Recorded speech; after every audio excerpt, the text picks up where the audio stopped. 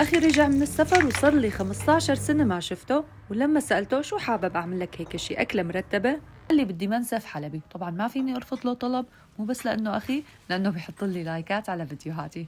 فعملت له أطيب وأشهى منسف حلبي وجنبه أكيد لبنية. أول شي رح أسلق اللحمة. استخدمت لحمة خروف موزات، حطيت له مي باردة، وبس طلعت الزفرة قشيتها، وبعدين بضيف المطيبات. هي طريقتي بسلق اللحمة. المطيبات ورق غار وهيل وبصل وفلفل أسود. وبعدين الفريكة رح أغسلها بس وش واحد، ما تبالغوا بغسلها للفريكة، وفي ناس ما بتغسلها بالمرة. وضفت لها مرقة اللحمة السخنة، لكل كاسة فريكة كاستين من مرقة اللحمة، ورح غطيها واتركها ساعة لتفتح معي حبة الفريكة. وهون بدي فنجان قهوة من الرز المصري، غسلتهم ضفت لهم مرقة اللحمة وسلقتهم على النار. هون رح أطبخ اللبنية، هي طريقة اللبنية. وهون بدي كيليان من اللبن الزبادي، عليهم معلقتين كبار من النشا، بقلبهم كتير منيح. بعدين رح ضيفهم فوق الرز. هون استوى معي تقريبا الرز. بضيف اللبن وبقلبه ما بوقف تقليب أبدا، اوعكم توقفوا تقليب لأنه بيفرط اللبن. طبعا ما كترت نشا لأنه الرز كمان فيه نشا. وبعد ما يغلي بضيف معلقة كبيرة من الثوم ومعلقة كبيرة من النعناع.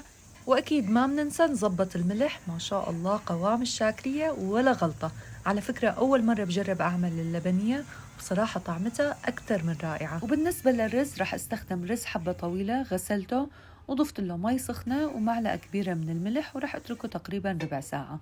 حطيت بطنجر على النار معلقة كبيرة من السمنة، ونزلت عليهم بالرز، ورح أقلبهم شغلة دقيقتين ثلاث. بعدين ضفت مرقة اللحمة. طبعا ملحت مرقة اللحمة، خليها تغمر الرز زيادة سنتي، وإذا بدكم تعيروا لكل كاسة رز كاسة وربع من المرقة.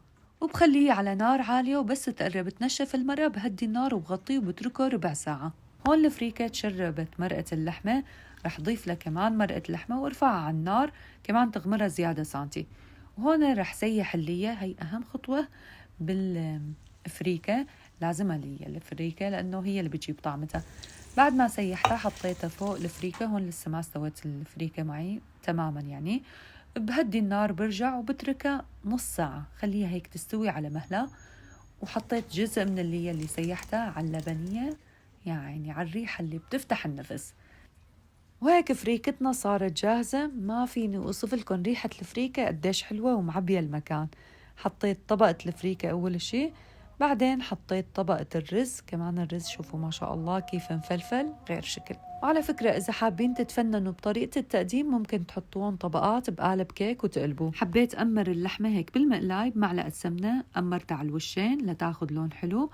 وأساسية مع الفريكة شوية قلوبات مع فستق حلبي مع طشة السمنة. يا عيني يا عيني، شوفوا لي على هالمنظر اللي بيفتح النفس، ما في أحلى من هيك. واللبنية كمان جهزت معانا، قوامها بشهي القلب. هيك سفرتنا صارت جاهزة. يعني في داعي أوصف لكم الطعمة ولا الصورة لحالها تنقلكم الطعمة؟ جد ما شاء الله لوحة فنية. مثل ما خبرتكم أول مرة بجرب أعمل اللبنية والمنسف الحلبي المرتب.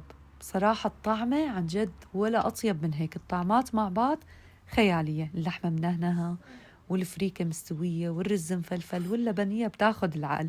أهم شيء إنه أخي حب الأكل كتير وعطاني بدل اللايك 10 لايكات. وإنتوا إذا حبيتوا الفيديو لا تنسوا اللايك.